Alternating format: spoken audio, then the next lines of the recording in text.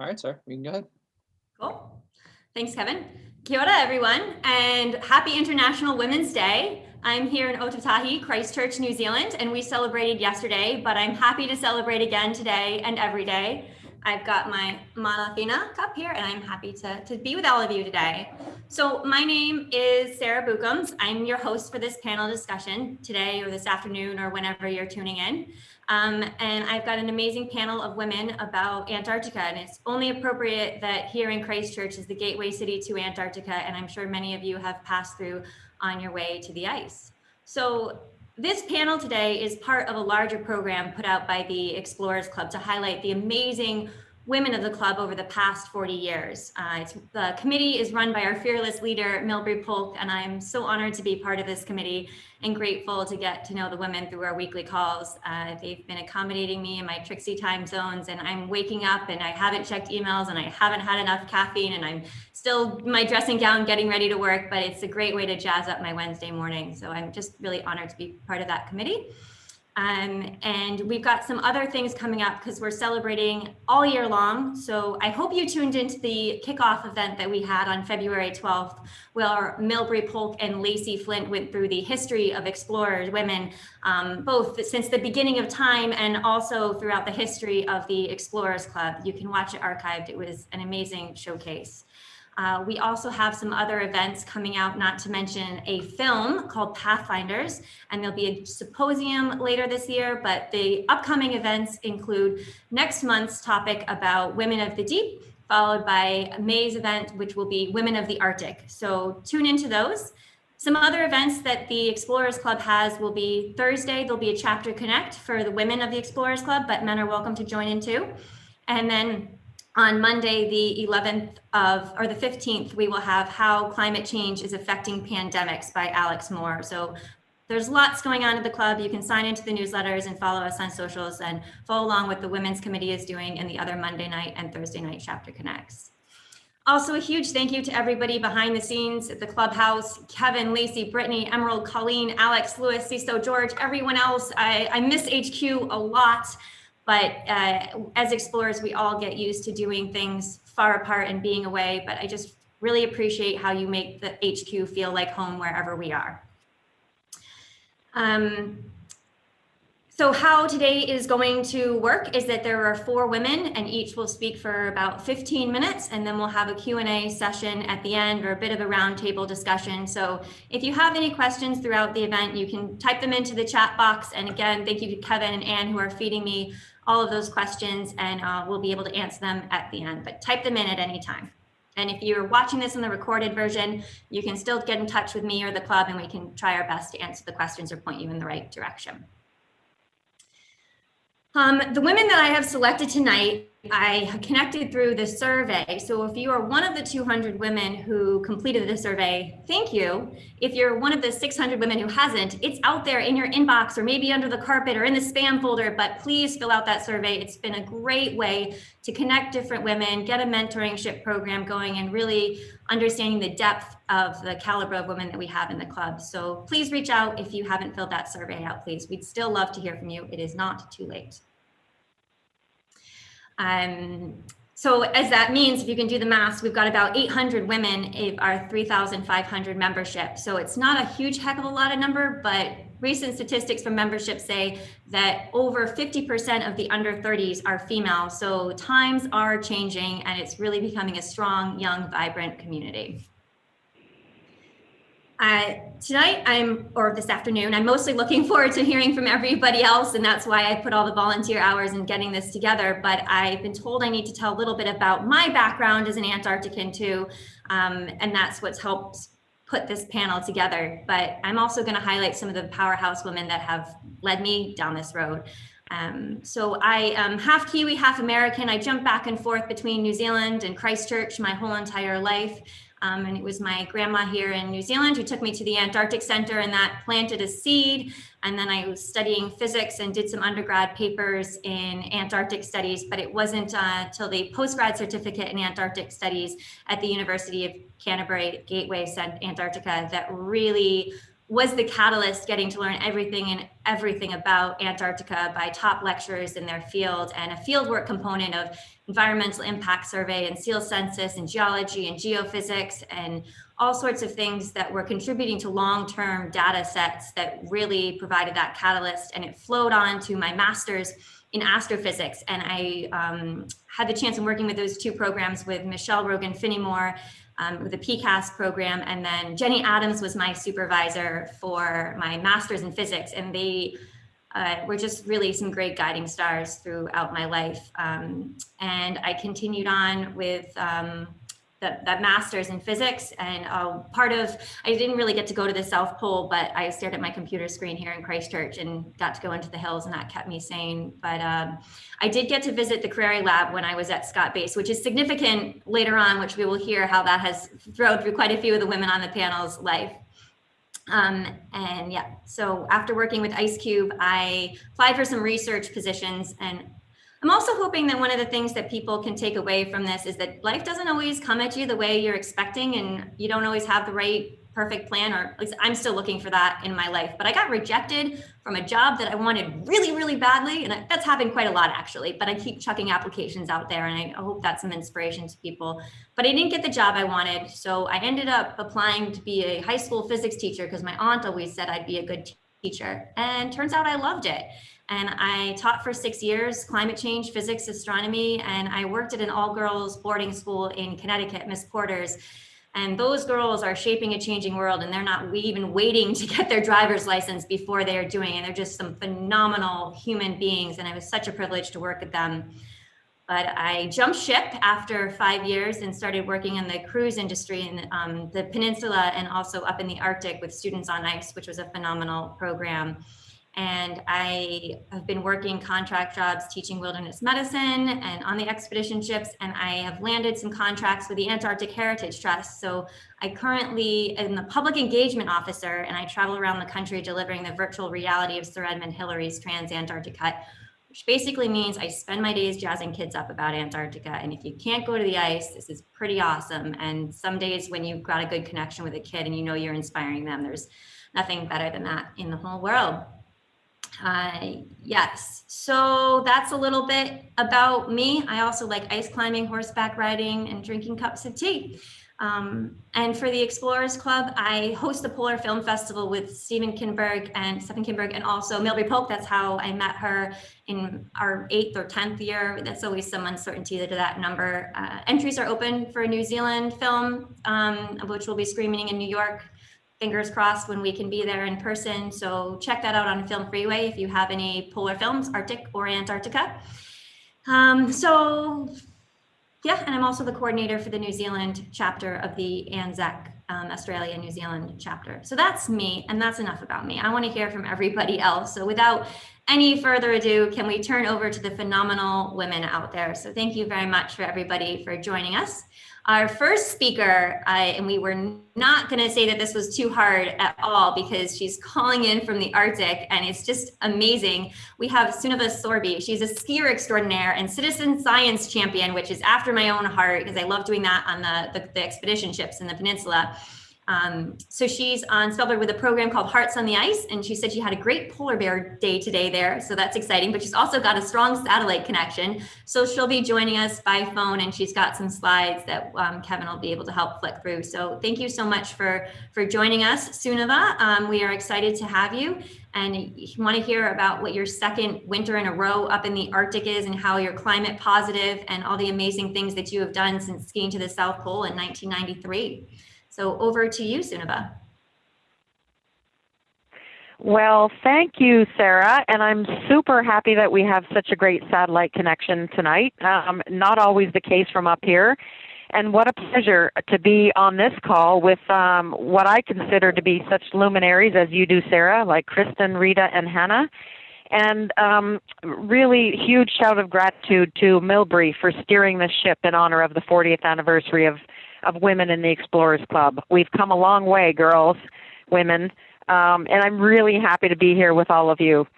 If you can key up the slide where we're at the South Pole with the Explorers Club flag, Jeff, that would be great. When I think of this is minus 76 degrees, and you might think that all of us who go to Antarctica love the cold, but I don't. I have learned to manage it very, very well. When I think of Antarctica, I think of a blank slate of possibility and a frozen desert. And there's a certain quote that comes to mind, and it goes like this: "Perhaps the desert is no more than a mirror, that to make large what you truly are." And there I was, about to turn 30 when I joined the AWE team, the American Women's Expedition, and it was my own, what I would call into the wild. I wanted to live that great quote by Thoreau, which is considered to be the single greatest sentence. I went to the woods because I wished to live deliberately, to front only the essentials of life, and not when I came to die discover that I had not lived. And there we were, January 14th, that's when this picture was taken, 1993. I can't believe it's almost 30 years ago. It feels like yesterday. It was after 700 miles, 67 days, and each of us hauling a 200-pound sled. And we were the first team of women to shatter the ice ceiling down there, at least as far as sled hauling goes. And I used to think, as a young, naive 30-year-old, that strength was doing things on your own and being physically fit enough to climb a mountain or ski across an ice cap.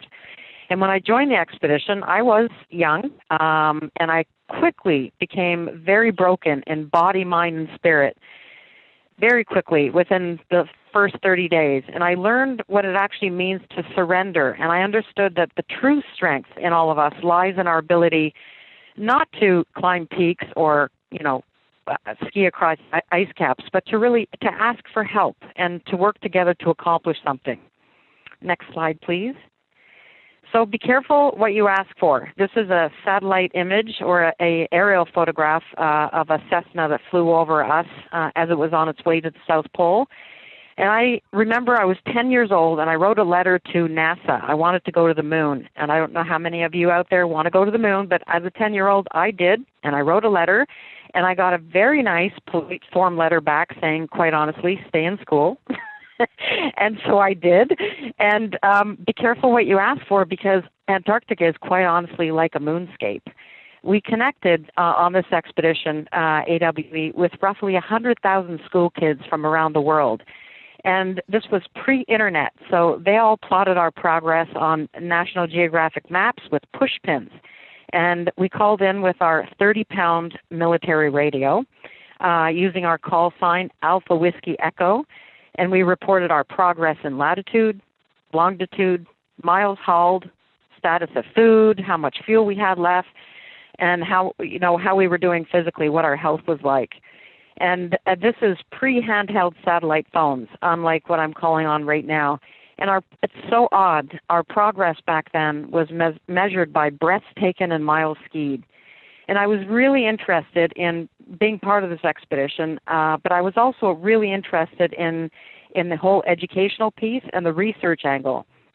And every night, without fail, we recorded our energy output, our communication or lack thereof with each other, our worries, our fears, and what coping skills we use to deal with the day. Next slide, please. Polar madness. I think every single woman on this phone call, and maybe many of you listening out there, can relate to what we call polar madness.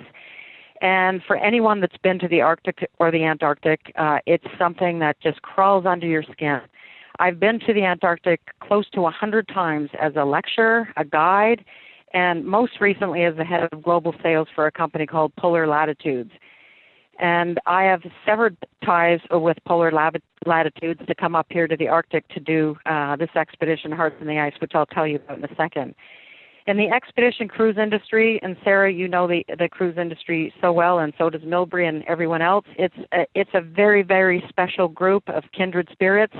Many are near and dear to me in heart, and they are working their magic to inspire not just new generations of people exploring these distant lands, but also really trying to turn people into ambassadors to protect these places that are actually really changing, almost as quickly as we can see them.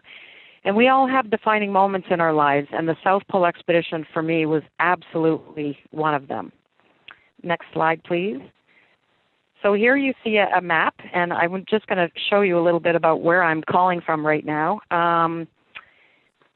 And it's no surprise, I think, that I might find myself at the other end of the Earth right now while I'm talking to all of you on our Marlink satellite phone. I'm closer to the North Pole and actually closer to the lowest band of the aurora than I am to the nearest town of Longyearbyen in Svalbard, which is 140 kilometers away from where we are currently. Next slide, please. Now, if you look closely in this photo, you will see a tiny little hut with 5 reindeer that actually look like they're practicing social distancing. I find this photo quite funny. And I'm in that hut right now. It's a 215 square foot tractor cabin with no running water or electricity, just solar and wind for power. Next slide, please. And I'm sitting directly behind that window with a light on right there. That's me right now on the phone with all of you. And we have had aurora displays here showering us for the past week. We've been taking time-lapse photography for Aurorasaurus and NASA and a number of other projects, which I'll share with you in a second. Next slide, please. I've been here for 15 months, and I guess it's no wonder that a woman who studied our coping skills and isolation and circadian rhythms on the South Pole expedition is actually one of the 3 researchers studying Hilda and myself here, Dr. Gloria Leon. I think there's some deep fascination with why in the world we would subject ourselves to this sort of remote isolation and coping, but we don't do it for ourselves or our ego. That's for certain. We're actually very much mission-driven here at this point. And I've spent, as I said, 15 months here and over 10,000 hours with the same person, Hilda Follenström. And she's just not your average person. We actually met in 2016 and discovered that we had similar interests and a shared love of the Arctic and the Antarctic. And both of us have experienced so many changes over the years. Melting ice, overfishing of krill, increase in some species, decrease in others, rapid fracturing of our ice shelves, increase in temperatures. And here in the Arctic, the increase in temperature is 4 times greater than anywhere else.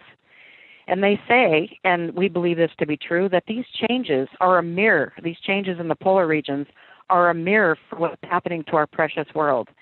So Hilda and I started Hearts in the Ice 2 years ago to build community, inspire engagement, and serve as citizen scientists. Next slide, please. We have endured the long polar night, which is 3 months of darkness, 24 hours in a row, and it's not for the faint of heart. We don't travel outside without a very bright torch, headlamp, flare gun, revolver, and our Etra, our Malamute. We live with polar bears as our neighbors. It's an absolutely fascinating landscape to be immersed in. Next slide, please. We've been doing really, really well together in this little cabin. It's 215 square feet, as I mentioned, and it was built in 1930 for beluga hunting. And if you were here in the summertime, if any one of you on the call has experienced Bumsaboo, which is the name of this cabin, in the summer, you'll see 11 piles of beluga whale bones spread out on the beach. And this area is actually a great success story because the belugas have made an incredible comeback. The first time we were here, which was September 2019 when we first arrived here, we took a pause. We were unloading all of our equipment and we heard some breathing out in the fjord. And we look out in the Van Kulen Fjord and there were dozens of beluga out there, and it just completely captivated us because it is a sign of resurgence and a very positive angle to what's happening in this place. Next slide, please. So why are we here and what in the world are we doing? It's a question that some people ask, and that's why the researchers are there. But one of the things that Hilda and I are so fascinated by is the fact that we can be stationed in one place and collect data for researchers studying climate change. And so we are working with this incredible group of science partners. We have NASA. We're collecting cloud observation, Aurorasaurus, time-lapse photography, collecting phytoplankton for scripts, collecting snow samples for the Norwegian Polar Institute. We're collecting ice core samples for the University Center of Svalbard. We're flying infrared drone, a pre-programmed flight to measure surface temperature and sea temperature. And we're also collecting, I mentioned already, phytoplankton, but also salt water density and temperature. Next slide, please. It's something that is really important for us to do right now in our world. You know, science it's unbelievable. Some of the researchers we're working with say that some people out there still deny the fact that science is really the truth. And so what we're trying to do here is build a bridge. We're trying, and that's what citizen science is. It's a way for us to close the gap between people's perception and the scientists that are monitoring the climate changes. So we're using our time here to build stories around real-time observations, to engage the public and use the data collected over 15 months now to increase overall knowledge on certain subjects that I just mentioned, like clouds, aurora, ice cores, infrared drone, wildlife observation. Next slide, please. And this should be probably number 13 or 12. So the longest ice core that we collected was 81 centimeters. And if we look out now at the Van Coulen Fjord, the ice has just started forming in the last week. So if there's any doubt that climate change is real, just ask us. From this year to last year, it has been incredibly different. But we had, as Sarah mentioned just when she introduced me, we have had the most magical day today where we had a female polar bear and her 2 cubs out on the ice. And so it's strong enough for them to walk on it. We were able to observe them for several hours. It was just absolute privilege. Next slide, please.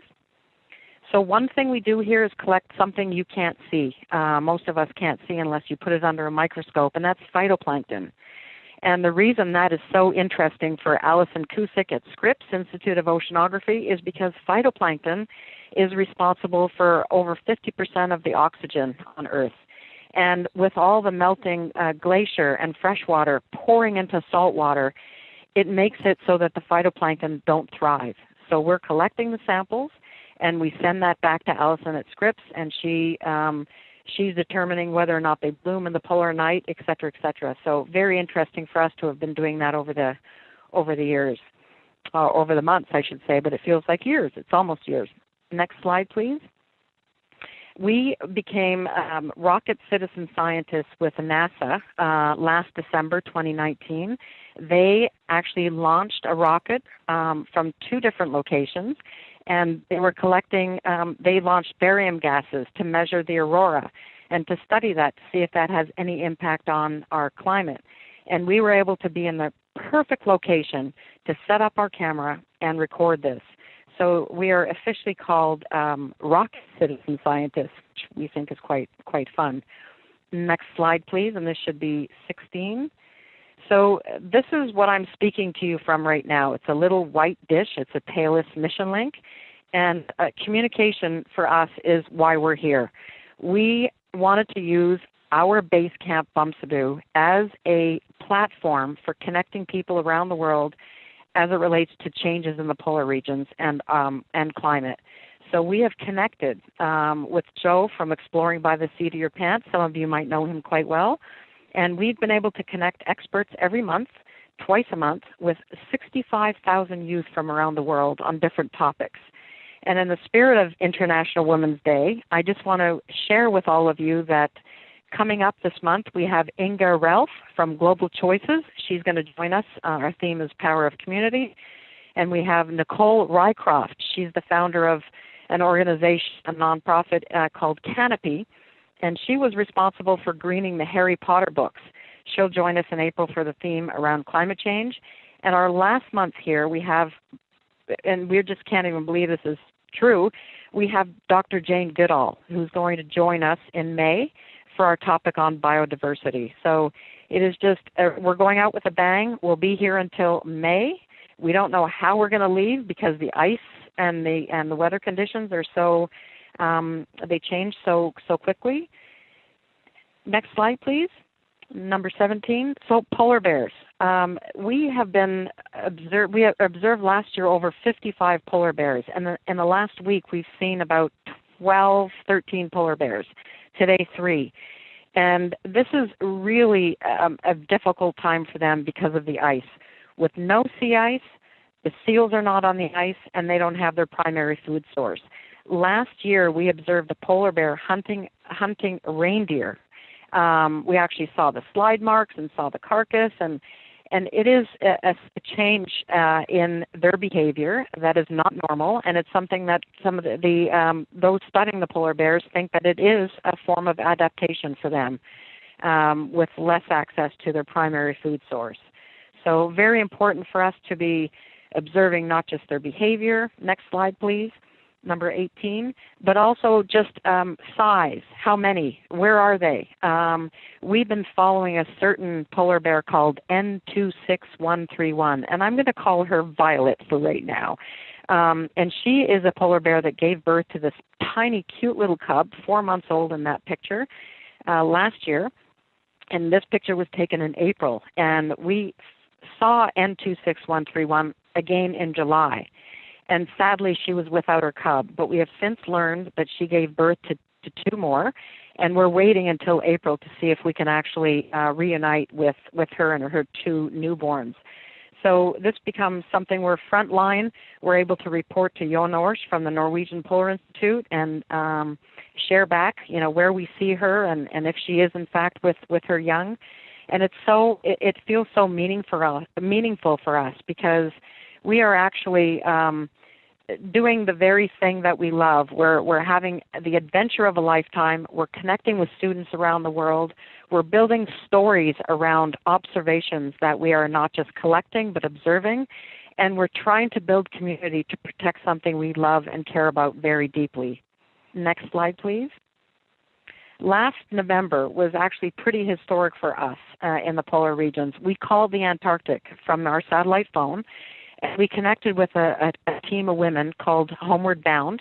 It's 1,000 women over the span of 10 years that are all related to STEM that are working to reshape our planet's future. And their tagline is, Mother Nature needs her daughters. And we'd like to think that Hilda and I have answered the call. We actually phoned them from here, and we shared what our observations were, and women held up the world last November from the polar regions. It was absolutely phenomenal. Next slide, please.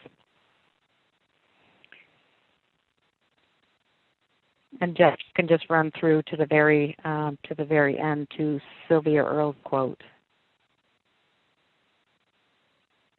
And I just wanted to end with this because when we started our project, women were the ones who were standing behind us, supporting us. So I think it feels so meaningful to be kicking off this incredible series with you, Sarah and Milbury, and the team of women on the call today, because we are shaping what it means to be compassionate caregivers and what it means to be leaders and what it means to actually, take power and actually use it to build community around change. And the polar regions are lesson mirrors for the rest of the world, and they are thought to be early indicators of climate change. So I'd like to think that in these deep places of solitude that we all find ourselves in now, because so many of you out there are in some form of isolation, it's where we get to unleash our creative potential.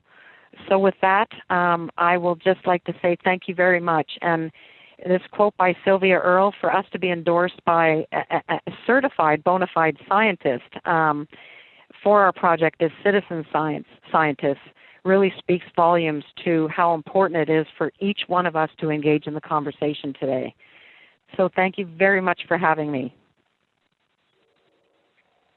Great. Thank you so much, Sunniva. It was just incredible to have you calling in, and thank you for pointing out the little shed that you're up in the middle of Svalbard and the time zone change. It's 1 o'clock in the morning. So thank you. And you're exactly right. That citizen science that we've both been involved with the tourism industry and the Polar Collective down on the peninsula is so important. The scientists have known exactly what's been going on for decades, but we've got to get everybody on board to understanding what's happening. So thank you for all of your work that's doing with all those incredible programs and getting that science to the people and to the scientists. And thanks again for calling in. My pleasure. In 45 minutes. We've already got 2 questions. You got it. Climate change is not taking a break, so neither are we. And I'll call back in 45. Okay, sounds good. We've got questions when you come back. Bye-bye. Okay. All right. Bye for now, Sunniva. So she'll be back for the Q&A session, but our next speaker is going to be Rita Colwell. So she was the director of the National Science Foundations for 6 years. So she's really gotten to steer some big picture programs in Antarctica, including the rebuild of the South Pole Station that Sunniva and Hannah have skied to. And she also helped build the Crary Lab at McMurdo that Kristin was doing some of her science work at. So it's just, everybody is so connected in this aspect. It's really going to be neat to hear from Rita. She's got multiple seasons working at the dry valleys, studying microbes, so many awards and publications. She's just a phenomenal woman. And there's even a geological feature named after her. So there's just, I'll pass it over to Rita because I just can't wait to hear from you. So thank you again for being here, Rita, and over to you. Well, thank you very much, Sarah. That was a fabulous presentation by Sunniva. It's very hard to follow in such a tremendous display of grit and perseverance and contribution to society. My work is really in the area of microbiology. I'm a microbial ecologist, and I've mostly studied marine microorganisms, particularly one group of bacteria called the Vibrios, which includes the causative agent of cholera. So I've spent 40 years studying cholera in Bangladesh and India in the warm regions. However, in the 1980s, I was appointed to the National Science Board. At the time, I was vice president for academic affairs at the University of Maryland. And the appointment was terrific because one of the activities that I became involved in was the Polar Committee. In fact, I ended up chairing the Polar Committee, which of course allowed a visit to the South Pole. Peter Wilkness was head of the Office of Polar Programs at NSF at the time. And so I made 2 or 3 trips at that time in the 80s to Antarctica and took advantage of the opportunity to do some research, because one of the studies that I've done over the years is understanding the ubiquity, the distribution of these marine vibrios in the oceans and in coastal waters.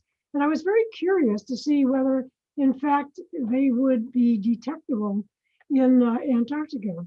And sure enough, in the dry valleys, quite interestingly, in studying the endolithic bacteria, those strange creatures that live in the rocks in the dry valleys, I was able to isolate and detect the presence of these marine bacteria. And the hypothesis is that they were either swept across the continent in sea spray and the heavy winds, or they may have been prehistoric in the sense of being present in Antarctica when it was a warmer climate in eons ago.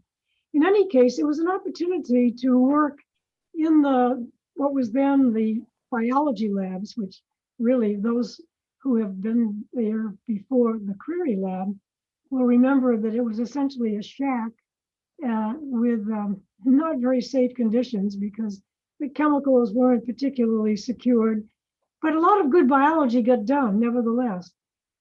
Then after completing my tour as the member of the National Science Board in the 1980s, then in the 1990s, I was appointed to the Augustine Commission to determine whether the South Pole Station should be replaced. And that was a wonderful trip because we ended up staying over at the South Pole in the Janesway, which was another interesting experience, living in essentially canvas huts at the Antarctic South Pole. But it gave us an opportunity to really understand the science that was going on at the South Pole and the very clear need for replacing South Pole Station. And fortuitously, in 1998, I was appointed director, the first woman to be director of the National Science Foundation. And that, again, represented a trip every year, particularly to bring congressional delegation, run a CODEL, as well as to make trips down to the South Pole and to McMurdo to observe the NSF facilities there. And of course, another good perk is that the opportunity to visit the Kiwi station, the New Zealand station, which is very close by, was terrific. And I must say that that wonderful smashing pub in the New Zealand station is the highlight of any trip to Antarctica. So the time as director, remembering that very early trip in the 80s, some almost 20 years earlier, in that really rather miserable biological lab. Well, I think it was better than nothing, but at least it needed to be replaced. And so that was one of my major goals, and that was to replace the biological station, and we built Query Lab. So the Query Lab now is a wonderfully modern biology laboratory, but it also houses other research as well. At the time that I was director of NSF, Carl Erb was the head of the Office of Polar Programs, and we were able to, I think, we were able to do quite a lot in improving the facilities for the Antarctica and the South Pole. And then I completed my tour of duty as NSF director in 2004, but then I was invited back for the dedication of the new South Pole Station. Now, flying into Antarctica, to me, is the closest to a religious experience. It is absolutely one of the most beautiful places on the planet. And the purity of the snow-covered mountains going in is so dramatic and incredibly impressive. Let's see if I can make this. Yeah. So this is the team who were at the dedication in 2008 of the then new South Pole Station. However, I must say that really the citizens of Antarctica are the penguins. I find them fascinating, and I'm sure others speaking tonight will have some comments. But really, to me, it was always amazing to visit the rookeries because it was really sort of like going to an Antarctic Washington, D.C. style cocktail party, because as you came into the rookery, the penguins would surround you in a circle, talking to each other, and with their little black and white bodies, they looked essentially like they had, let's say, tuxedos, and they were chattering to each other. So it was always great fun to visit these critters. Now, I was really very honored to have the massif in Antarctica named after me. And so this is the Colwell Massif. Nobody climbs it, but it's really interesting place to visit. So I would like to conclude by saying that Antarctica has a very philosophical, spiritual draw. The purity of the snow, the ferociousness of the climate, but the ability to study the atmosphere, chemistry, physics, to do astronomy, to do some extraordinary biology. It is an incredible place to have the honor to visit. And so I really must say that even though I've made trips to the North Pole, and again, that's another interesting experience because when I was director of the National Science Foundation, barely moved into the office when I got a visit from the Office of Naval Research. And the reason was because a woman had just been designated chief scientist for a study in the North Pole, at the North Pole, aboard the SS Hawkbill nuclear submarine, which was based in Hawaii. And the senior scientist woman was at the University of Hawaii at the time. And the oceanographer of the Navy had come in to see me to tell me that it was not going to be possible for a woman to ride the submarine. Women were not allowed. And since NSF was paying for the research, about $500,000, my reaction was, well, no woman, no money. So the oceanographer looked a little nonplussed, and I said, look, I don't want headlines. Let's work this out. So the compromise was that the women scientists, tech, would ride the Hawkbill to the Arctic Ocean, and then she and the rest of the scientific team would be flown in. To the credit of the Navy, they turned it into a PR operation, and I was brought in along with the secretary of the Navy, and we met on the ice at the edge of the Arctic Ocean. The Hawkbill came up through the ice. We all boarded the Hawkbill and rode for a couple of days to the North Pole. Not quite fully there, but close to it. And one last amusing anecdote is that aboard was one of the staff from the oceanography office of the Navy. I was warned that, it would be pretty cramped. Well, I'd been on dozens of oceanographic cruises and it didn't bother me in the least. However, the chap who was the delegate from the oceanographer's office was about 6'4", and he got hugely claustrophobic. He ended up sleeping in the main lounge next to the canteen. So much for women not being able to operate effectively on a submarine. In any case, it was an extraordinary experience. And I will conclude by simply saying that the previous speaker made it very clear that women have a great deal to contribute in science in the polar regions.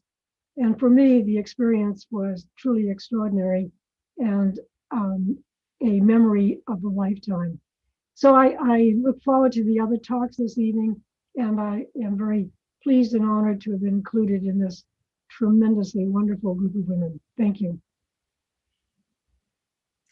Great. Thank you so much, Rita. We are incredibly honored to have you. And I'll say it, but I'm sure everybody listening, whether they are man or woman, is just thank you for all of the support that you've given towards the science programs in Antarctica and the Arctic throughout your career. If we have seen farther, it's because we've stood on the shoulders of giants, and you have been a giant with the work that you've done. And I'm sure the studies that you did with cholera are no doubt affecting the way that we have handled COVID. So it's just had massive ramifications through many aspects of the world, really, not just Antarctica. So thank you for speaking. I'm sure we've got some questions for you coming up in the Q&A as well. So stay tuned. And sure. Thank you. Yeah. So Sunniva might have been the first to ski to the South Pole, but our next speaker is going to be Hannah McKeand, and she was the fastest to ski to the South Pole and has done 6 subsequent trips with over 600 miles of skiing. Just incredible. She works as an expedition guide and inspirational speaker, and is working at managing the South Pole Station. And she just passed through Christchurch a couple weeks ago. I was sad to miss her, but I know you know this place very well, and you are back in the States now. So thank you for joining us, Hannah, and I will pass it over to you. Looking forward to hearing about your adventures skiing to the South Pole. Thank you so much. Again, I'm also now super intimidated to be presenting in such prestigious company, and hugely enjoyed the first two presentations. I think my story is a little different. I didn't come to Antarctica professionally initially. I came out of a longing to see it, and squirreling my savings away. I sold my house at one point. I did anything I could do to get to Antarctica. I'm going to share my screen and start telling you a little bit about my slightly unorthodox slide into a career that has now spanned nearly 18 years in Antarctica. Let's see, there we go. So my first visit was in 2004, and I was a shameless interloper. I paid my money. I joined a guided trip to the South Pole with three other wonderful people and our amazing guide, Denise Martin. And we set off from the coastal point of Hercules Inlet, and we skied for 56 days. To arrive at the South Pole. And I cannot stress enough that I really wasn't a polar person. I wasn't an adventure person. I was a British farm girl. I was tough. I'd spent my youth outside, but this was something completely different. And the day that we were dropped off at our start point and I put my skis on was the very first time I'd had any kind of skis on my feet in my life. Things were different back then. The organization that I booked this trip through were pretty relaxed. They were happy to take my money and my booking, I think, and they said, "Oh, you'll figure it out. You know, if you can't figure it out over 600 nautical miles, then you never will." So I just thought, I've just got to launch in, put my best foot forward, and try not to let down these good people that I've joined for this incredible trip. To my delight, and lucky for my future, I took to this medium of travel like a duck to water. Really enjoyed the environment. Rather than finding it blank and strange, I never really encountered the polar madness that Sunniva was talking about. I loved this environment and this landscape. It seems blank and empty, but in fact, every minute of every day, I could find some detail and some interesting feature that absorbed me and allowed me to enjoy the world as I moved slowly across it. And I'm a really big person. Anyone who's met me knows that I'm 6'2" and I'm loud and I'm always being told to try and use my inside voice. But in this place, I suddenly discovered feeling absolutely tiny, and I completely fell in love with that feeling. It was a difficult journey. It would be wrong to say it was easy. It was challenging physically and mentally. It involved some pain and some suffering at times, but for the most part, I understood the discipline required to just get up and keep going and do the same thing all day, every day. And by probably mid-trip, as my fitness and my skill grew, I stopped being easily the worst member of the team and started to become one of the better, stronger people who was actually able to contribute and help my teammates and really make the trip a success. After 56 days, we finally arrived at the South Pole, and for me, this was the first time. There's not many people who can say the first time, suggesting other times, but for me, it was the first time arriving at the pole, and I was a very different animal than I had been at the start of this trip. I suddenly understood this environment. I felt like I belonged in this environment, and I had immediately, by the time I left Antarctica, I already had a plan to return and to try and tackle the route that we had just done in 56 days and achieve a new speed record for the journey in less than 42 days. That was the record at the time.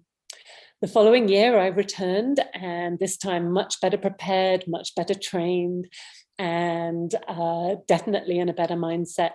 And I was dropped off back at the coast, and I started off alone into the big nothing once again.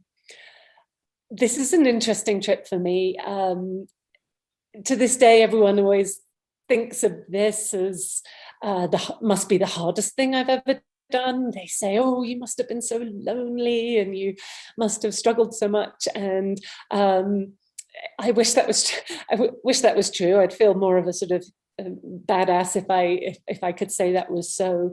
But honestly, I never really felt lonely. I always felt alone, but there was something incredibly beautiful in that feeling for me. This trip was the pinnacle of my experience on Antarctica in terms of connecting with it. All day, every day, there were no distractions. I didn't listen to music or talking books, partly because my iPod broke on about day 3. But I was simply alone with this big empty place. Some days were sunny, some days were stormy, sometimes it would be a complete whiteout and I wouldn't be able to see where I was going. But all day, every day, I never felt under siege. I always felt just like I was one with the place and able to move quietly through it, trying to be sort of unobtrusive, just to accept whatever character it was happening to show me at that particular time.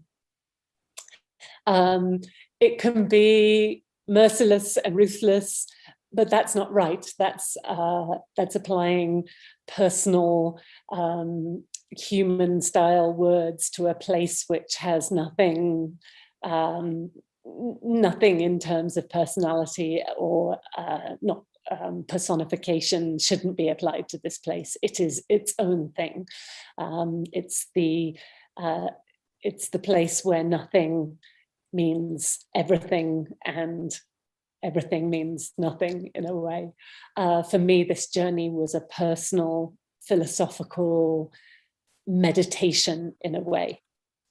By the time I arrived at the South Pole, or maybe the day before I arrived at the South Pole, it had long since stopped being about setting a new speed record. It had become about learning something profound about what it is to be in the world and part of the world. And it was a very humbling and rewarding experience to have spent this time alone in such a wild, empty place. Nevertheless, I arrived at the South Pole for the second time after 39 days, 9 hours and 33 minutes. So I knocked a couple of days off that speed record, which of course then bumped me into the public eye for a little bit, for a minute, a big fish in a small pond just for a minute. But it did something much more rewarding and interesting for me. It put me in the way of people who worked professionally in this environment, and I'd earned some respect from those people. And so almost immediately on my return from this trip, I started being approached by the logistics company that had actually helped me prepare my logistics and do my transport for accessing Antarctica. There are still around to this day Antarctic logistics and expeditions. And they approached me and said, hey, you seem to be doing okay with this stuff. Have you ever thought of guiding? And I said, no, not in a million years. I was the marketing manager of a theatre company at the time, quite different. But this really appealed to me, if only just to get back to this place that I had become so enamored with. So I immediately accepted their proposal that I should come and start guiding these long trips for them on a seasonal basis. For the next 5 years, I led trips from the coast to the pole, with varying degrees of size of group and experience of group. so many stories I could tell from these trips. But such an honor and a privilege to help people achieve their hopes and their goals on Antarctica, and to help them execute their expeditions in good style and with hopefully a little of the passion and the joy that I felt in traveling across these places. I was able to impart into my teams over the years. One of my favorites was this trip, Polar Vision, where I was lucky enough to guide this gentleman, Alan Locke, and two of his friends. And Alan was the first registered blind person to ski all the way to the South Pole. And it was a real joy to be a part of that team and to collaborate together to help him navigate the terrain of Antarctica. In 2007, I had an opportunity to have a slightly different perspective on Antarctica, and my partner at the time, who was a great yachtsman and had sailed multiple times from Australia to Commonwealth Bay and de Montville, he and I met doing a round the world yacht race one summer, and we bought this amazing expedition yacht, the Blizzard. Fabulous aluminum I should say, as I'm in an American forum, and we adapted her for high latitude sailing, and then we spent 3 years.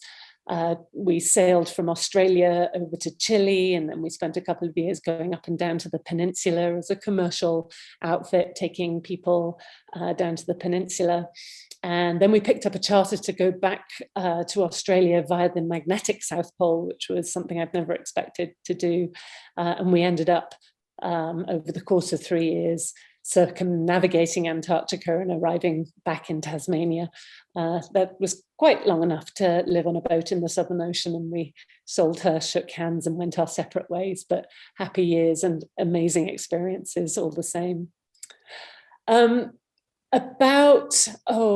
I'd done 6 guiding trips to the South Pole from the coast, I'd done 6 full trips. That was enough. They're very long trips. They take anywhere from sort of 40 to 60 days. And I was tired, and my mind was over it. And Lee came to me and said, well, we have a number of remote camps, and we're wondering if you would be interested in taking on managing some. So I managed a camp at the South Pole during the Scott Amundsen centenary in 2011 and 12. And then about 8 years ago, they said, would you like to start a brand new project on the Weddell Sea, creating a camp at an emperor penguin colony? And it took me all of a nanosecond to respond to that one. I was like, absolutely, yes. So this is my little camp at Gould Bay, just off the Ronnie Ice Shelf. I'm actually standing on the Ronnie Ice Shelf taking this photograph and looking down at the camp. And you can see over behind the ice feature on the right-hand side, the emperor penguin colony, which is about 2 kilometers away from the camp. And this is how we always set up our camp. We try to put a feature between us and the penguins to try and disturb them as little as possible. We keep our air operations away from them. We're always operating a few kilometers away from them. And I've been running this camp for 6 or 7 weeks every year for the last 7 years. It wasn't operating this year because of COVID, sadly, but hopefully I'll be back there next year. It's really a very magical place. Emperor penguins have become my favorite people in the whole world. They are gracious and magnificent and elegant and beautiful and hilarious and clumsy and goofballs and everything I like in people. Despite being behind features and trying to hide the camp from them, a few always come and find us every day, and we'll usually wake up to penguins standing outside our tents and wandering through the camp, and they're particularly excited by our aircraft whenever they're on the ground with us. The penguins always love to go and check out the aircraft. Dreams of flight, I always think. they're such characters. It's such an honor to have spent so many years living with these guys and gals. They are completely fearless. We never approached them. You can see this, they're quite close to me here. We are very strict in our interactions with them. We follow all of the guidelines, not approaching them closer than 15 feet and moving very slowly and respectfully, but they can't help themselves. They haven't read the rules, so they love to march up to you and hang out really close. And sometimes you can get stuck for hours just because they're too close to you for you to move. But this is a really wonderful project. One of my other personal projects these days is delivering training to people who want to do expeditions like I did for so many years. And I now have a little school in Norway that operates every season in the spring, the late winter and the spring, training people who want to do long polar expeditions. And they come out to the Hardangervidda plateau in Finse, and we put them through these amazing 2-week boot camps, and it's pretty brutal and huge fun. And we always say if people can get through one of our courses, then they'll definitely be fine doing a trip on Antarctica. This has really become one of the great joys of my life, sharing this skill set, this love of the polar places with a new generation of young expeditioners and explorers.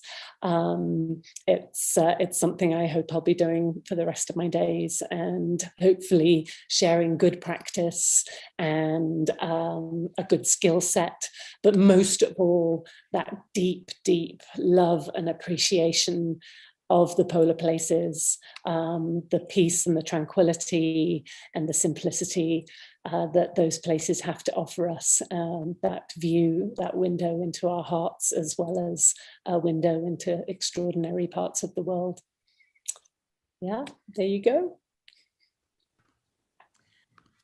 Oh, great. Thank you so much, Hannah. I really appreciate your honesty in telling us your journey. And it sounds like you had to tack and jive sometimes to find your North Star, but you managed to get to that place, even if it wasn't a traditional route. So it's good to hear those perspectives. So thank you. And I also read in your background that you're a horsey girl. So we'll have to talk about that offline a little bit. Yeah. Yeah. Great. So thank you, Hannah. And our next speaker, last but not least, is going to be Kristin. And she joins us from California today, where she is a lawyer. So she's also on the Explorers and the Law panel. So that's something else to check out. She specializes in understanding the Antarctic Treaty, whereas Hannah and Rita have all talked about how the penguins are the citizens, and they are so cute. Although I will tell you, they are dirty and stinky and yeah, but they haven't read the rule book, so they will come close to you sometimes. But it's not the penguins that are my favorite part of Antarctica at all. It's the people. I really love the people and that aspect of international collaboration that happens because of the treaty systems. And that's just the most amazing place in the world, because it's a continent. It's not a country. Nobody owns it. The whole entire place is shared and dedicated to peace and science. And I hope that's the next pandemic, is spreading peace and science in the world. So I'm really excited to see what Kristin has to say about the Antarctic Treaty and her experiences in also going to the Crary Lab. And she's wintered over twice, and just a huge Antarctican working with the United States Antarctic program for a decade and helping with their policy. And she has 2 degrees in chemistry as well, and also a geological feature named after her. So yeah, thank you, Kristin, for being here. And over to you. Well, thank you everybody for tuning in, and gee, you know, I think sometimes going last is a little bit daunting, because you know, it's like, oh my gosh, all of these amazing stories. And you know, I've been sitting here kind of weaving threads in my mind, you know, as I've sort of listened to, you know, Hannah talking about, you know, it wasn't science that led her there. She just had the moxie. She said, I'm just going to sign up because this is fascinating to me. And then, you know, Rita's amazing, very significant fingerprints all over sort of the way that we are thinking about science, and especially climate science, and how she has like created really from whole cloth these facilities, and this, it'd be like building on the moon almost. I mean, to build in Antarctica these world-class facilities that have allowed science to sort of go from this sort of expeditionary, sort of very archaic sort of style to this, university caliber science, and Sunniva is just the hanging out in this cold environment, and talking about the blank slate, and how that, sort of colors everything that and changes and rearranges the way you think about things. So all of these images and thoughts were going through my head, and I thought, well, gosh, how can I possibly add to any of that, because they've said so much and more than what I even thought about. But that said, I'm going to tell you a little bit about my journey. Even though, yes, I have 2 degrees in science, it really wasn't in my mind as a scientist to go to Antarctica. And in fact, after I finished my second degree, it was a master's in marine biology, biochemistry. I really was not too sure I wanted to be a scientist anymore. So I, started sort of thinking about alternatives, and I ended up actually in Park City, Utah. I started a business sewing Lycra bike shorts for the blooming of the mountain bike community there, and was hanging out in Moab, and I really, Antarctica, although it was sort of always fascinating to me, it really was not at the forefront of my mind. But I guess what happens when you sort of open your mind to possibilities, and you have a skill set that you want to nurture, these things, these pathways open up. And, women making their way to Antarctica by these various different paths, it's not easy. It was never handed to any of us. In fact, just like Rita's experience with the trying to get on a submarine. I mean, for decades, women were basically told that they weren't allowed to come to Antarctica, or if they did, they could come if they're accompanying their husband, or possibly, you could duck in for a couple days here and there. But, the even flying in, the toilets and the LC-130s were really just cans, and they were really definitely cans that were meant for men, not for women.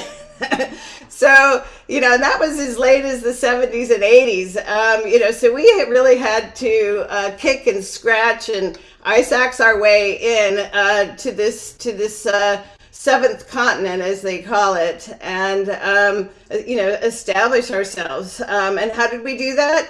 Like we've done with every other male-dominated strata. We've had to be 200% better than our male colleagues, and sort of establish ourselves. So my own journey to Antarctica really began in earnest when I picked this book up. As I mentioned, I had spent some time, in Utah, and I was really interested in photography. And Elliot Porter was really, somebody who I really championed. I loved his way of taking the landscape and helping you sort of view it through a different type of lens, literally. And in particular, this image absolutely transfixed me. This is in his book, and it's the McMurdo Dry Valleys. It's called Wright Valley, and it's what's called a labyrinth. And he's got several other pictures in this book as well. But I saw this picture when I was in my late 20s, and I said, sometime in my lifetime, I'm going to stand and see that. And even when I just say that now, it still almost, gives me a lot of emotion, because really and truly, 2 years later, I was at that point looking at this scene. And the saying, they say, luck favors the prepared mind.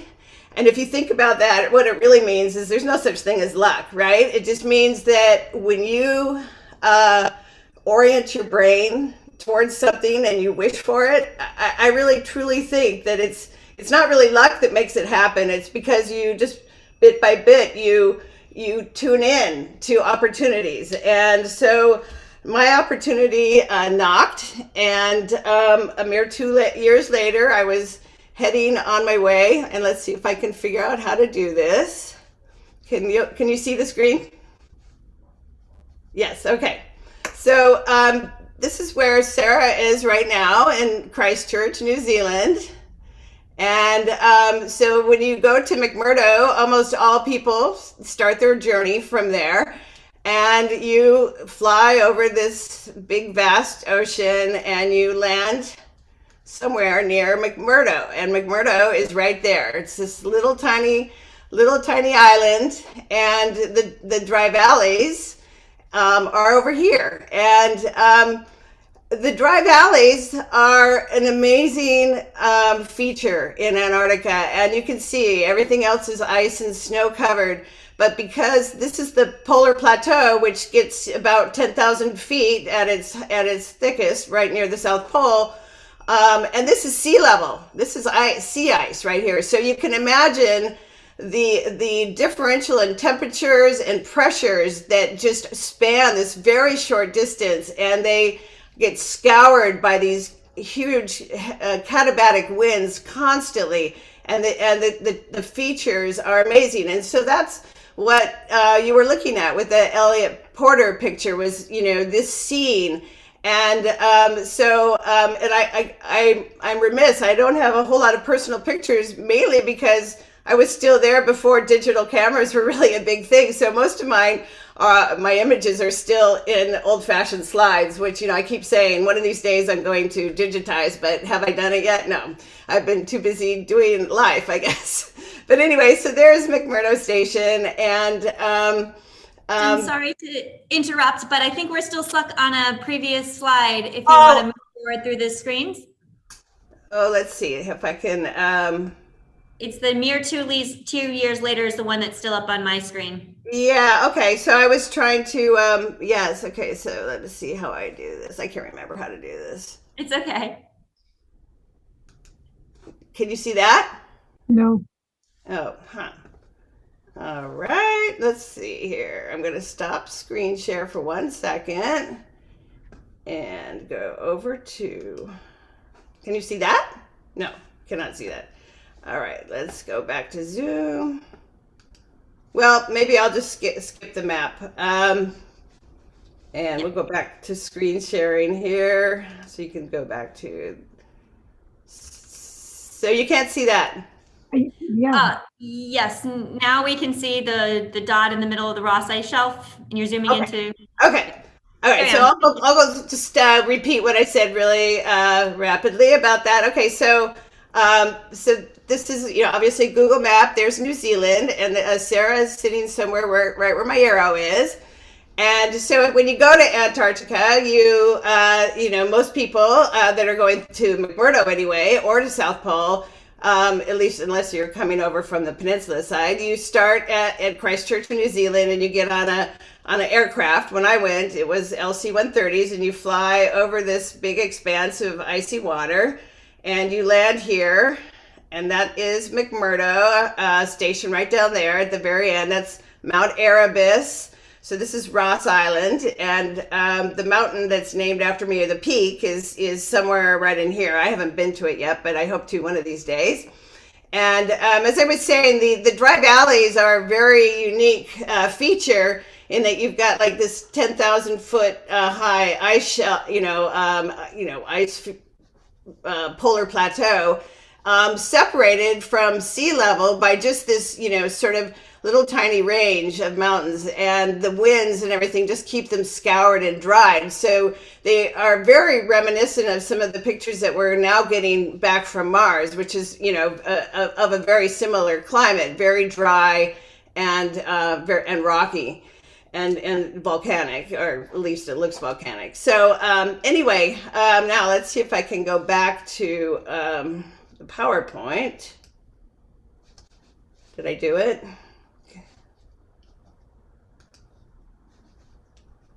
Okay.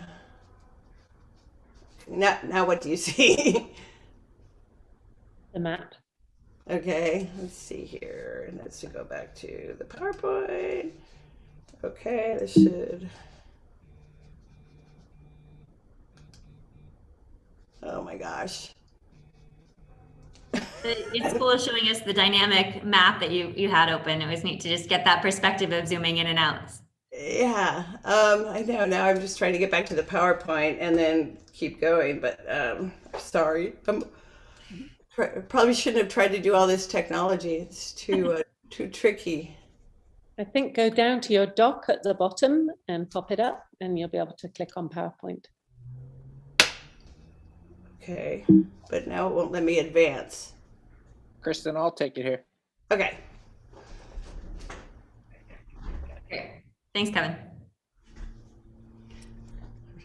Technologically challenged. Apologies.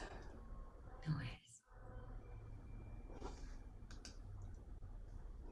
Yeah. Okay, so here we are, and as Rita was talking about, the very old style, what we call the expeditionary style science. And a lot of McMurdo was built during the International Geophysical Year, and then around 1958, 59. And you can see they're basically just plywood boxes. And so when I accepted my position, I was immediately put into the Query Lab, and oops, are you there? I was immediately put into the Eklund Biological Center. And is anyone there? Yes, we can. It looks good. Okay, I'm not seeing it anymore. There we go. Ultimately spent 2 winters in this lab supporting winter over science, which is had a lot to do with the formation and measurement of the ozone hole. Some of the cosmic ray and the aurora, and sort of a lot of upper atmospheric science happens in the winter, and a big job in the winter overs also, besides surviving. and when you're at -80 in a little box like this, as Sunniva said, it's pretty fierce. When you go outside, you have to be extremely mindful of what you're doing. Anyway, so when we sort of concluded after a couple winters, during the course of that period, next slide, I was able to, did you hear me, Kevin? Did you hear? Next slide. Yeah. Oh, you guys can see it? Oh my God. Yeah. Yep. Oh, there. Okay. Okay, so you can see on the left is the beginning of the Query Lab as it's being built. And that was what was going on in my first 2 winter overs. This big, massive building was going up, which at the time, and still really to this day, is really considered one of the most monumental structures that was able to be built. And in the center, you can see how big it really is. It's 43,000 square feet, and it has several different wings. At the very bottom is a open aquarium. It's open to the open ocean. Those are pipes that bring in fresh water, so you can maintain your your fauna down there. You've got a wing that's dedicated to ice core measurements. They have very, very particular ranges of temperature in which they have to be monitored and maintained while you're analyzing them, which is fascinating because what you're doing is measuring micro quantities of gases that are within these ice cores. And if the temperatures change, even a little bit, those gases get released, and then you lose really valuable information about what's going on in the climate. And then there's in the upper wing a lot of biological laboratories, libraries. It's just an amazing facility. So After my 2 winters in the little tiny Eklund biological box, I got to move into this lab, and I spent the next 5-6 years managing the research programs that were coming through McMurdo and staying within that station as well.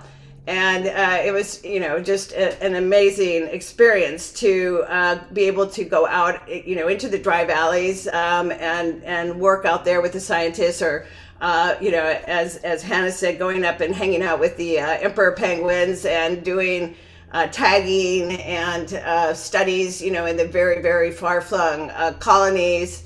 I never did any scuba diving, but they have an observation tube which they put down through the ice, so you can actually experience what it's like underwater at McMurdo. And it's true, the water after the phytoplankton or before the phytoplankton bloom, it's like being in like a bowl of gin. I imagine. I've never been in a bowl of gin, but it's very, very clear. And the only thing that kind of limits your visibility when you're under the ice near McMurdo is the amount of light that's actually penetrating through the ice. So it's not, you're not limited in any other way. So it's just amazing what you can really see and experience while you're under there, under the ice. So let's see. So as you can tell from looking at the comparison of the last slide, the old expeditionary science compared to this really very modern era Antarctic research, I arrived really at a major inflection point in the what was going on from a research perspective. And that same inflection point, or maybe it was just coincident, was a period when women were really starting to assume a lot more of the leadership roles, and that's when Rita was down with the Augustine panel and working on the Query Lab, and it was also the period when the National Science Foundation, started realizing that, women made, in some ways, much better principal investigators, we call them PIs, than men in the Antarctic, because, you have to be very organized, and you have to be an incredibly good at logistics and sort of projecting what you're going to need at any given moment. So you might, because there's no way, if you get down there and you don't have every single little thing you need and maybe a few extras, your whole season might be ruined, and the thousands and thousands of dollars that went in to get you there, could be jeopardized. So you have to be a really good planner, and in my experience, the women tended to be the better planners, and they also were better at kind of taking responsible risks, in my experience. They weren't falling into crevasses and driving their snowmobiles and crashing and that sort of thing. Not as much. Now I know I'm being stereotypic, but this is Women's Day, so I get to maybe go there a little bit. But so the women really became quite ascendant in this period, and not only in the field, but the women they were dispatching the helicopters, they were doing the crevasse rescues, they were flying the helicopters. So it was just a really exciting time. This would be in the early 90s to the mid 90s, where the women were going from basically being about 10% to, almost 30-40%. So it was actually, it was a very exciting time to be involved in science in such an incredibly beautiful place, and sort of being part of the big wave that was sort of moving through the environment. So next slide.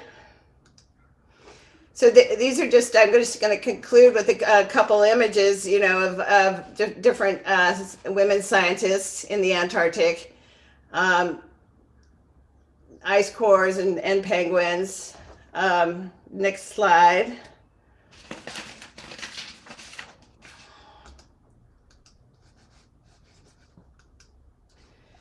You can see women divers, and the one on the left, the lower left, is up on Mount Erebus. You can see the plume of smoke. Looking for, there's a ground penetrating radar on that little drone, ground drone, and looking for, because there's caves, fumaroles that come up, on the sides of the volcano. And I think that's the last slide. So I'll just conclude by saying that, it's a very, I think that one of the most important things for me, and I think it was probably true of my co-panelists, is that, I had just this idea of, wow, I'd love to stand in that beautiful place and just experience the beauty. And then once I got there, I realized, there's just so much amazing beauty, and the science that's happening there. It just captivated me, and I ultimately spent 60 months or a little bit more total. And when I finally finished with that, I did go on and get a law degree, but every chance I get, I do go back to the Antarctic. I've gone on trips through, led trips through Patriot Hills to the South Pole by airplane, not on skis. And also have lectured on cruise ships. And I also, my other big expedition right now is I have a 10-year-old boy, and I just cannot wait to share with him Antarctica. So I think that's where I'll leave it, and look forward to hearing some questions and rejoining my panelists. Hey, thank you, Kristin. Yes, you are last, but certainly not least. It was a bit haphazard, the order, so don't think any less because you went at the end.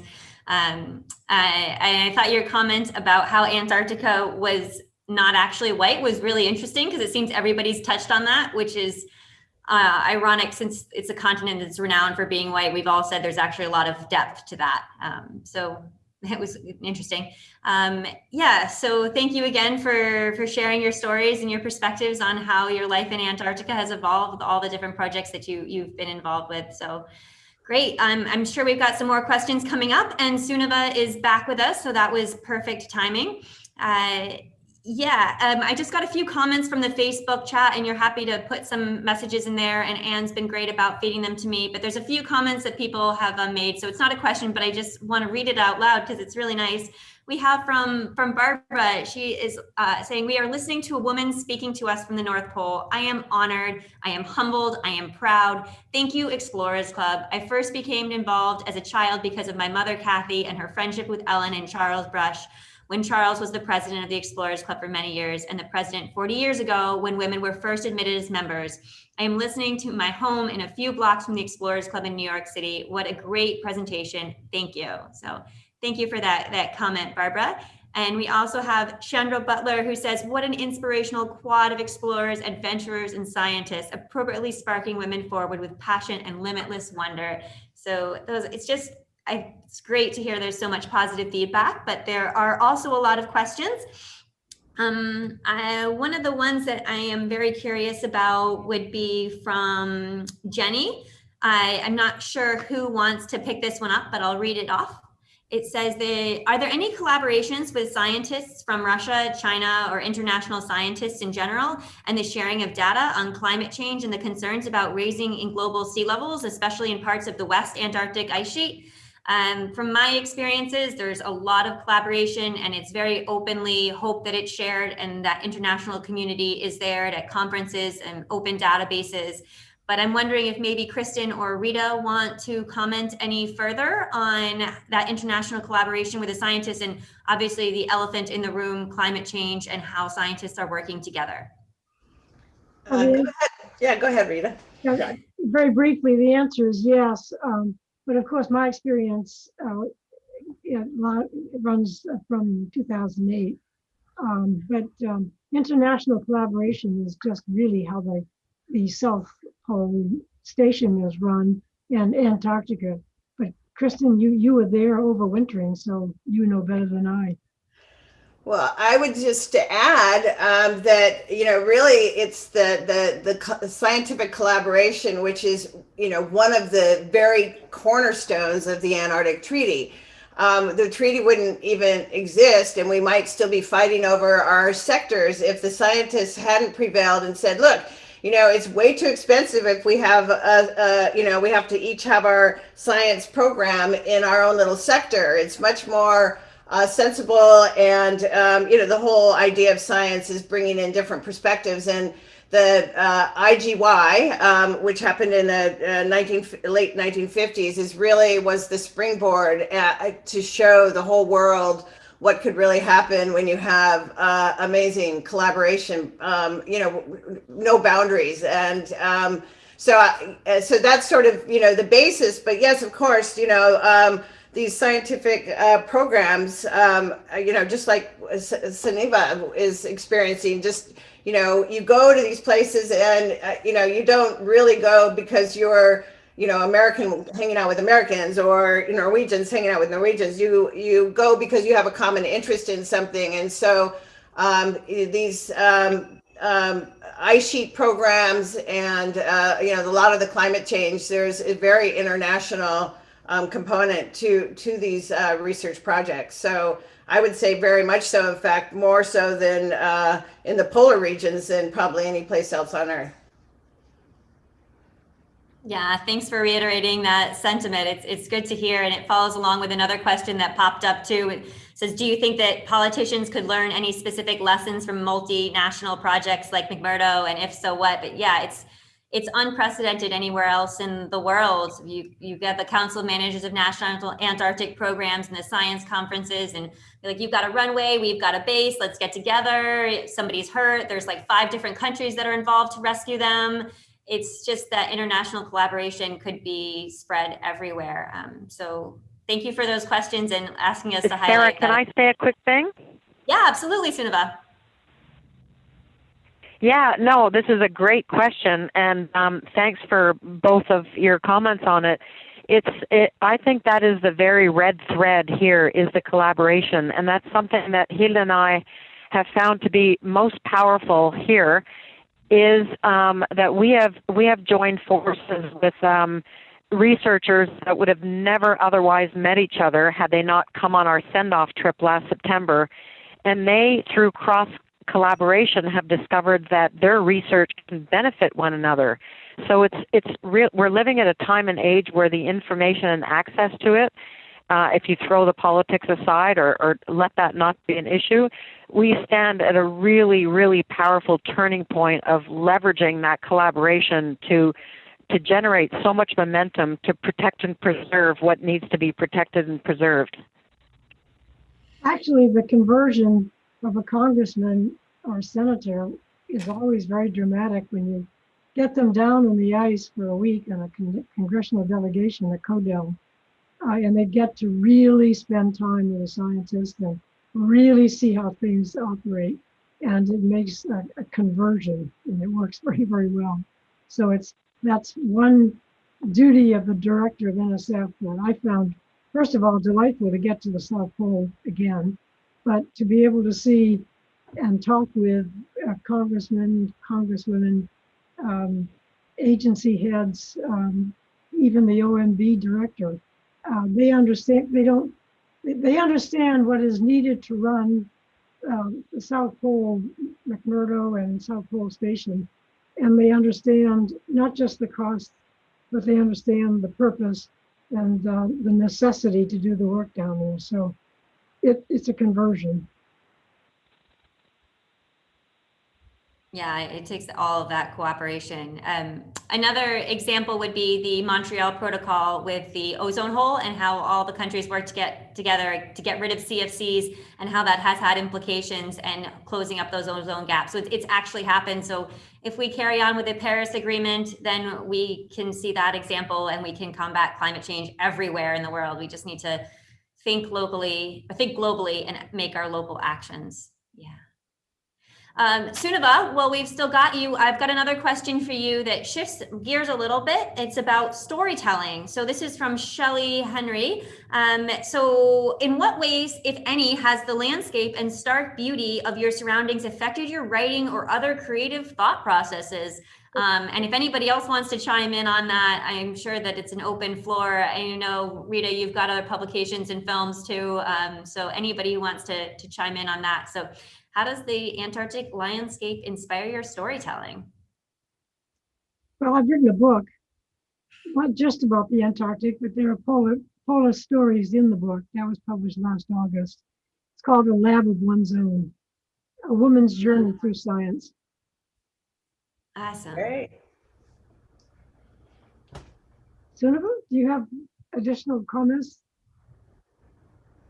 Yes, it's interesting. We have no Netflix here. We have no TV. We have no cell phones pinging. There's no traffic except reindeer, Arctic fox, polar bear, ptarmigan right now, seals. There's nothing to distract us from where we are. And that's both a good thing and sometimes a bad thing. Let's get rid of the bad first. The hard part about that is that you uncover the deep, dark parts of your soul that maybe you've never otherwise had a chance to meet because you've never had this sort of quiet and solitude before. So you make friends and peace with that part of yourself. It's the 3-year-old, the 5-year-old in you. We all have her. Maybe it's multiple personalities that you just, all of a sudden you're like, who are you? So it's very interesting to be in a place of solitude as we are. The most beautiful part of that is to your question, Sarah. We have completely melted into this landscape.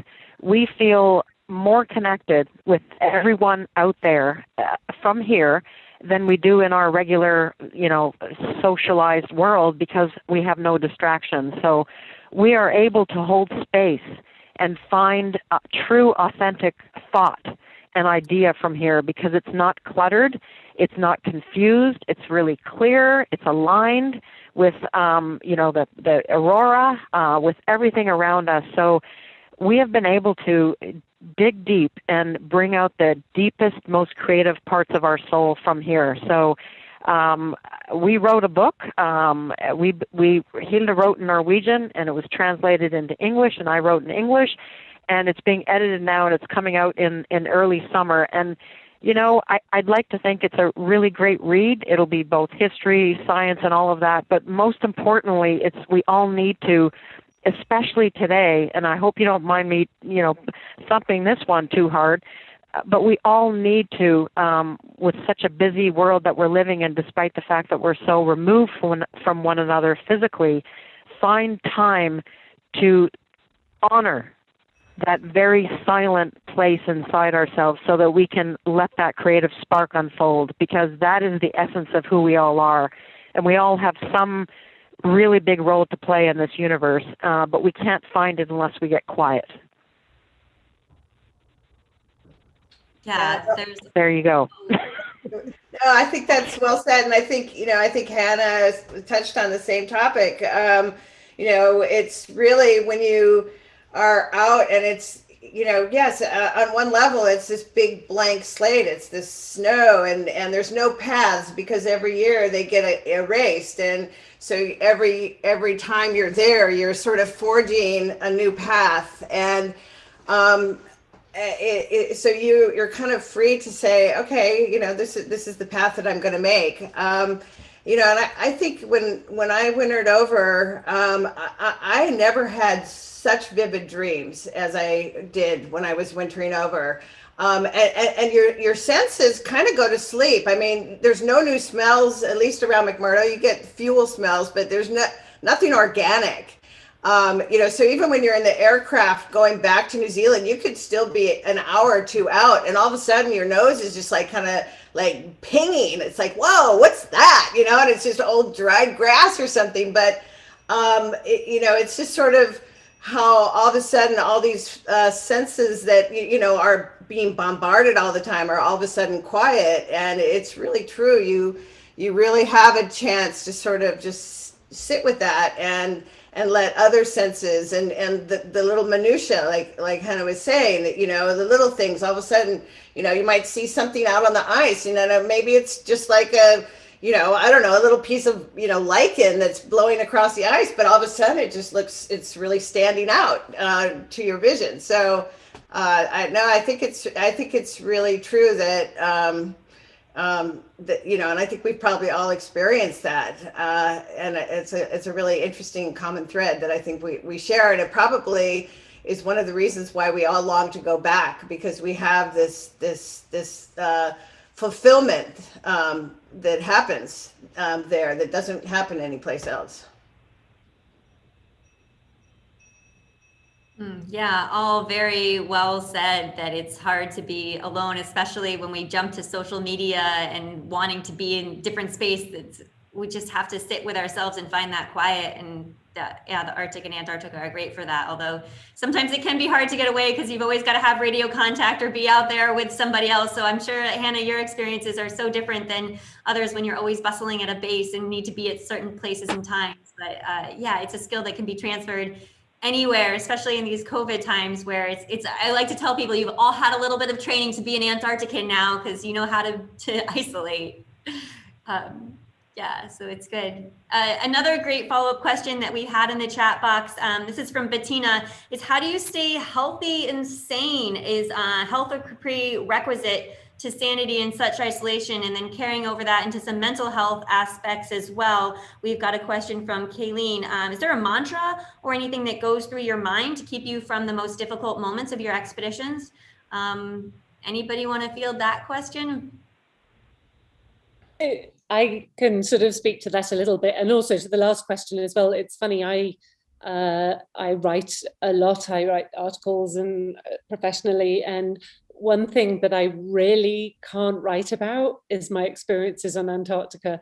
People are always badgering me, saying, write a book, and I can't do it. And I also had to stop almost all of the speaking that I was doing as well.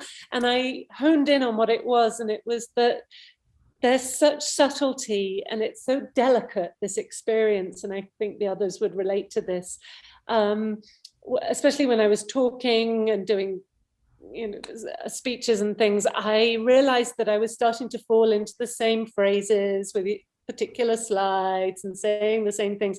And I suddenly realized that those things were becoming more real than my actual memory of the place. And I became very protective of my memories, and it was almost like speaking them eroded them somehow. And in a way that speaks to this question, the subtlety of the place, the delicacy of the place. For me, that was very stimulating for my mental health. It really taught me some things about being in the moment and switching off the noise, and focusing on my conscious experience of each given moment rather than the fuss of the real world and the noise of the real world. So for my mental health, this place has been really beneficial.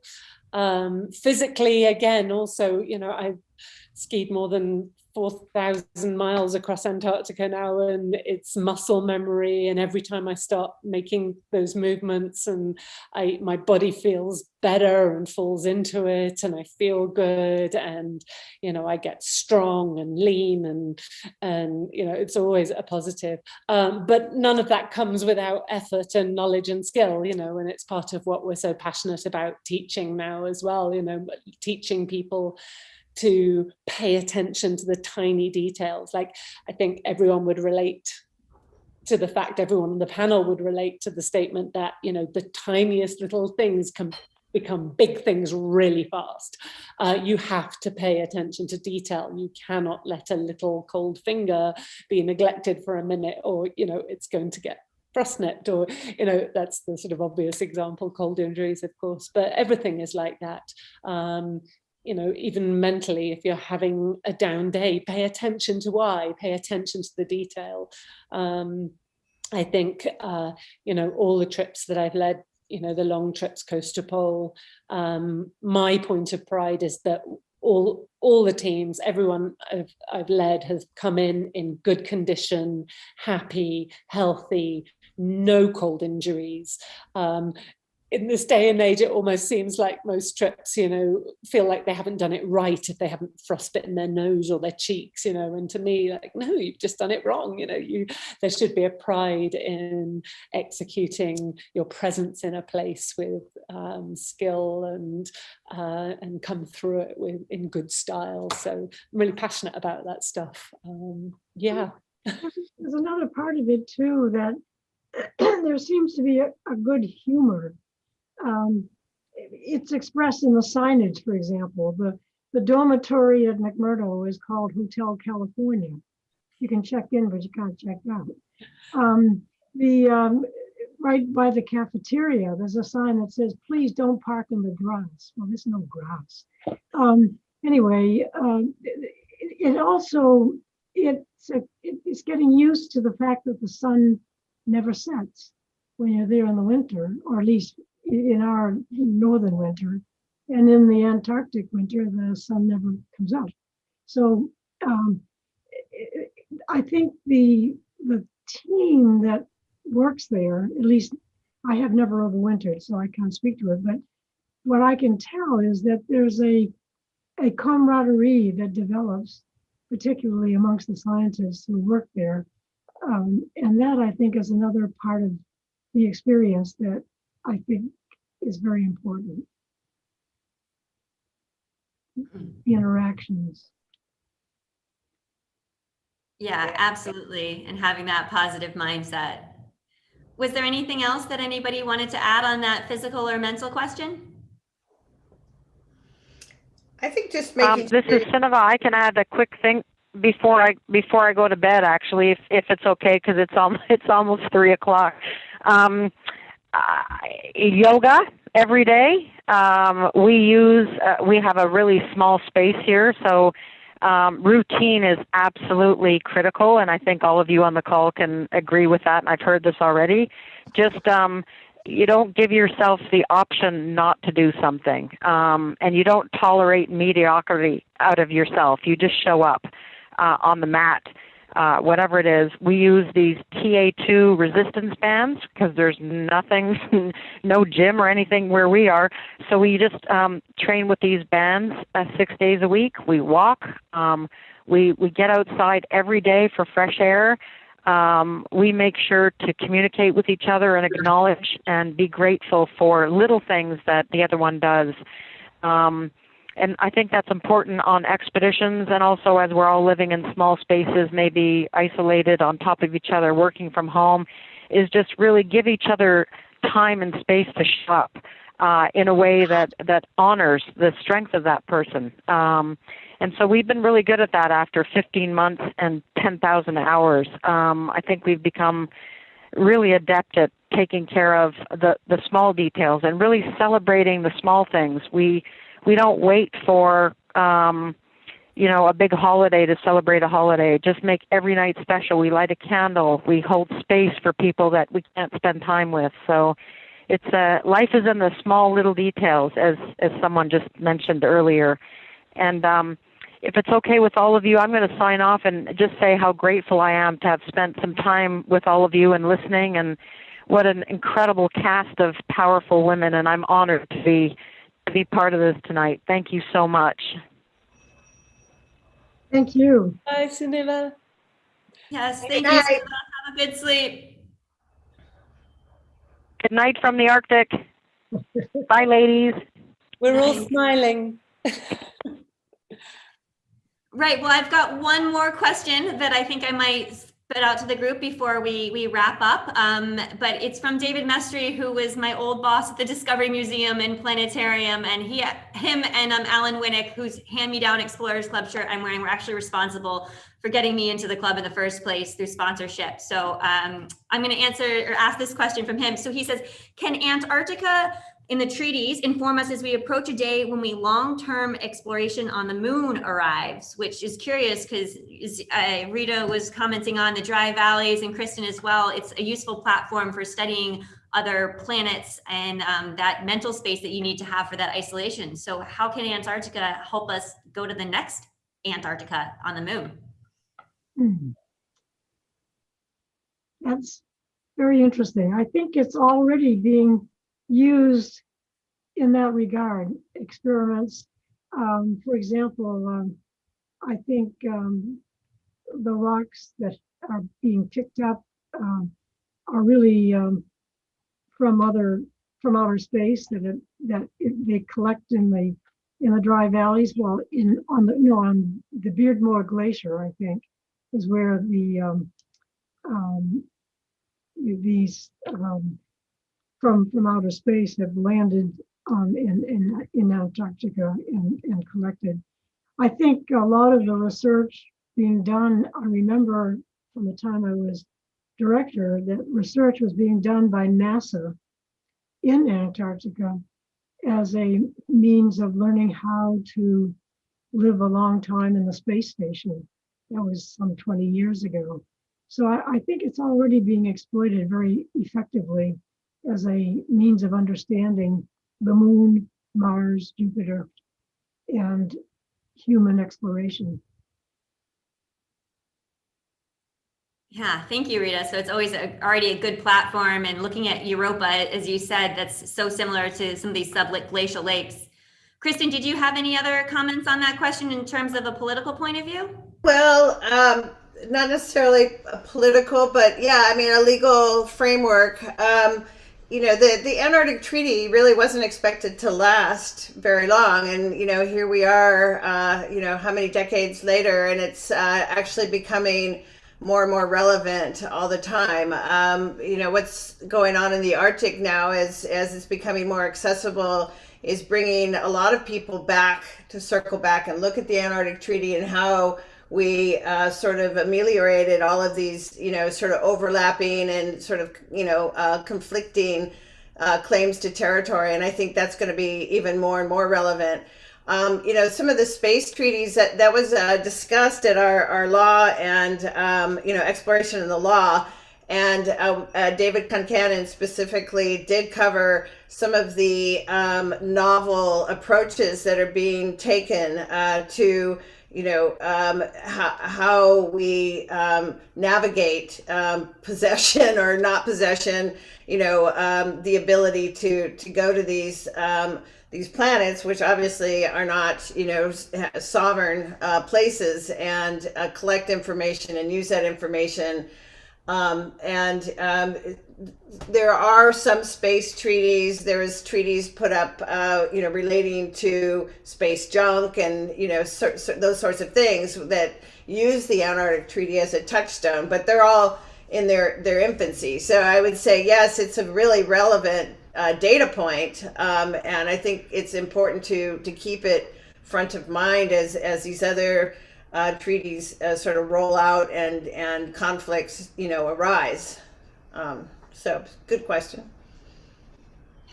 Awesome. Thank you for a good response there too.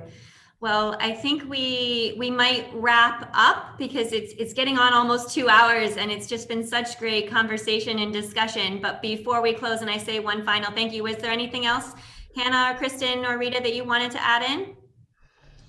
Yes, thank you for inviting me. It's been such a joy meeting you all virtually and taking part in this event. Makes me proud to be a polar woman. Very good. Yeah, I want to get together and have fun in person is what I want to do. It's a great collection of folks.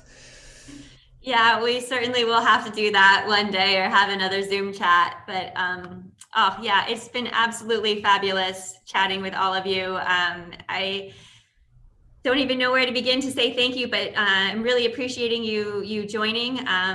And I think, Kristin, you were saying earlier, it's International Women's Day. It's okay to go there. Yeah, it's totally okay to go there. We can go there every day. I spend my days teaching girls and boys too, but I'm going to go there as, I feel like when you teach a girl, you get such a higher impact with a return on investment. Like, they're the movers and shakers, and they chase the dreams, they get the communities together, and they really get things done just by bringing people together, and that feels like what's happened here.